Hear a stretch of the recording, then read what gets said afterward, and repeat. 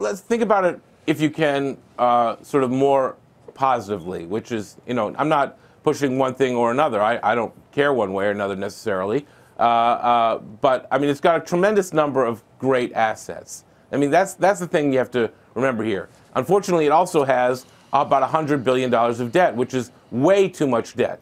So it needs to use its tremendous assets. It's got, number one, I mean, aircraft engines. I mean, this is cutting edge stuff. Its healthcare business is got to be one of the top 2 or 3.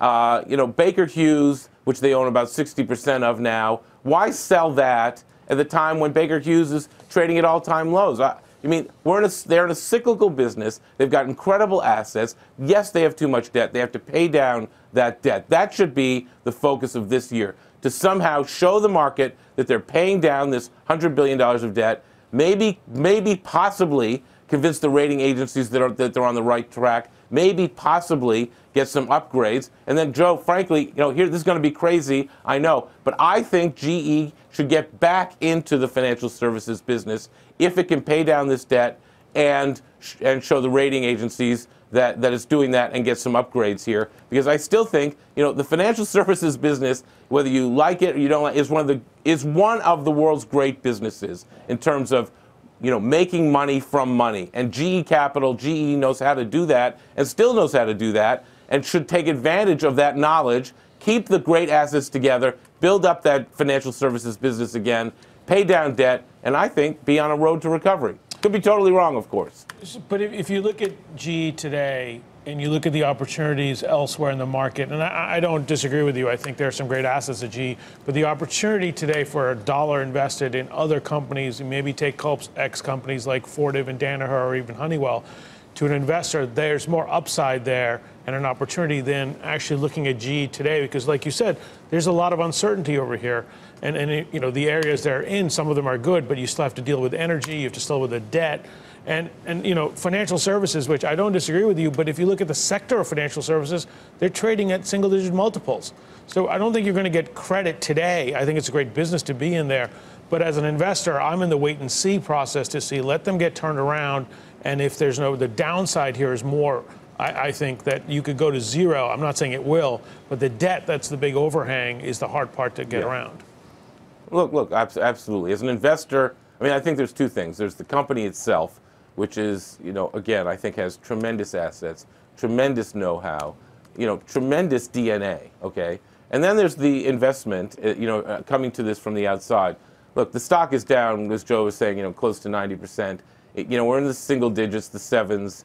It's held up pretty well in the last month, 6 weeks, better than most companies. But I thought, frankly, it could, take another step down, but it sort of held up well for whatever reason. Maybe a lot of the danger is out, is acknowledged in the stock. And this is, obviously there's risk because there's this $100 billion debt overhang. But there is a lot of potential, I think, for investors to make a lot of money with GE if, Larry Culp can, convince the market, convince the street, convince his own employees that he's on the right track to recover, to resurrecting this company. Bill, you mentioned something about if they can persuade the credit agencies to, preserve their credit rating or get some kind of an upgrade. Is that really what the process is right now? I mean, it seems to me they have to kind of prove that they can service this level of debt and that the cyclicality of the business is not going to kind of trap them under all the debt. Look, I mean, if they can pay down, $100 billion of debt for this company is just way, way too much. But even Stephen Tusa at J.P. Morgan has basically said, okay, I was the biggest bear on this company ever, and now I'm saying, yes, $100 billion is too much debt for this company, but I'm basically saying, okay, I think all the worst is kind of over, and there's some upside from here. If they can pay down some of this debt, if they can get some credit upgrades, then they're going to be able to show the market that they can handle the level of debt that they've had. They've cut the dividend down to a penny. They should begin to generate some free cash flow here. The power business is a cyclical business. I believe, the demand for power in this world is not going away. I mean, there are 2 billion people in this world who need the kind of power that GE's generators generate through the electrical grid. I still think it's a company with tremendous assets, with too much debt. Pay down some of that debt, get some upgrades from the credit agencies, get some confidence back in the stock, and then I think, it's a good investment for people. But, it may not work out. It may be beyond the pale at this point. It's just not clear. I understand. I just wonder, you add up, I guess there's a balance sheet somewhere, Bill. Those are great assets. Yes. Some of them less so. I don't know about medical anymore. I mean, I heard anecdotally that there were, I don't know, quality issues, et cetera, over the years. But, Six Sigma went by the wayside, and I don't know, accountability and all these different things. But there's great assets. You just, until recently, nobody knew about the other side of the ledger. And it was just like mind-boggling what was buried in there that no one knew about, right? We still don't know everything, do we? Right, and I think that, no, I mean, I agree with you. I mean, the is tail it $65 billion? on the long term. When you add it up and you net it all out, is it worth $65 billion?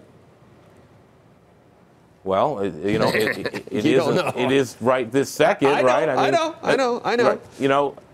Right, look, companies do go to zero. Yeah. Companies also turn it around. I mean, Apple, famously turned it around. Right. But at zero, think how it would have weathered that downturn in December. It would have been probably unchanged. Look, I personally think the fact that it did not step down further in December. No, that's what I mean. But not much more, too many more eighths to go. How many? 7 times 56 more. Always 100% downside. Yeah, that's right. I don't know. Always 100% down. Stocks that are at new lows. Believe me, I married so many losers when I was a stockbroker. Like my wife married a loser. But I married so many losers that I found out stocks that are hitting new lows. Hit new lows. That's why it's like, I can't buy a stock when it's hitting a high. Yeah, tell that to Amazon or Apple or something like that. Well, look, there's a lot of risk in this stock, but I mean, even the credit market's valuation, you might be right. Has improved in the last few weeks. I hope so. Too. I think I have like 800 shares or something left because I can't find it to sell. The truth is, Joe, I've been thinking about this a lot. Obviously, and this is a company with tremendous assets, with a number of hidden liabilities that should have been explained much earlier and should never have been held on those books. But I think if it gets back to its fundamental way of hitting the market and approaching the market, and I think paying down debt and then getting back into financial services, I think you could have a very interesting company. It does not need to be broken up any further. Okay.